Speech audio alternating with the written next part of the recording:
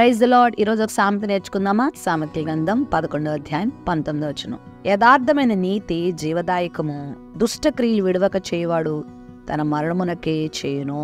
సంవత్సరాలు మారుతుండగా నీ కార్యము నూతనపరచు ప్రవ్వా అని హబక్కూకు అనే భక్తుడు ప్రార్థన చేస్తాడు. మార్పు అనేది దినాల్లోనే కాదు, సంవత్సరాల్లోనే కాదు, క్యాలెండర్లోనే కాదు.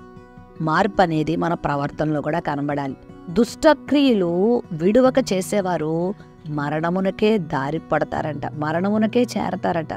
అంటే వాళ్ళ గమ్యం ఘోరంగా ఉంటుంది, బాధాకరంగా ఉంటుంది, దయనీయంగా ఉంటుంది. వారు అప్పగించబడకూడని పరిస్థితులకు, ఘోరమైన వినాశనానికి వారి జీవితం అప్పగించబడుతుందనే మాట ఇక్కడ చూస్తున్నాం. దుష్టక్రియలు మానట్లేదా? సంవత్సరాలు మారుతున్నాయి కదా. నీ ప్రవర్తన అలాగే ఉందా? నీ చూపులు అలాగే ఉన్నాయా? నీ మాటలు అలాగే ఉన్నాయా? నీ అసూయ అలాగే ఉందా? నీ కోపం అలాగే ఉందా? నీ ద్వేషం అలాగే ఉందా? నీ గర్వం అలాగే ఉందా? నీ భక్తిహీనత అలాగే ఉందా? మారవా?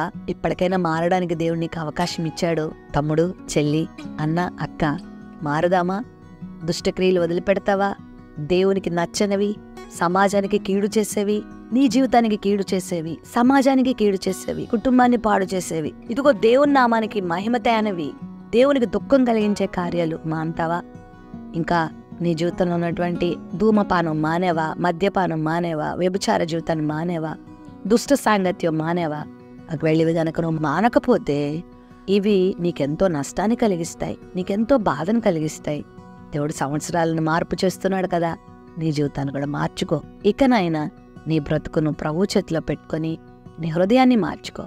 నీ మతం, నీ కులం, నీ జాతి, నీ రంగు, నీ ప్రాంతం ఇవి కాదు మార్చుకునేది, అన్ని మార్చుకో. పాపాన్ని వదిలిపెట్టి నీతిని చేర్చుకో. యథార్థమైన నీతి జీవదాయకం. దుష్ట మార్గంలో గనక జీవిస్తే అది మరణానికి నడిపిస్తుంది. అలాంటి దుష్ట క్రియలు వదిలిపెట్టి నీతి కార్యాలు నీ జీవితంలో జరిగించుకో.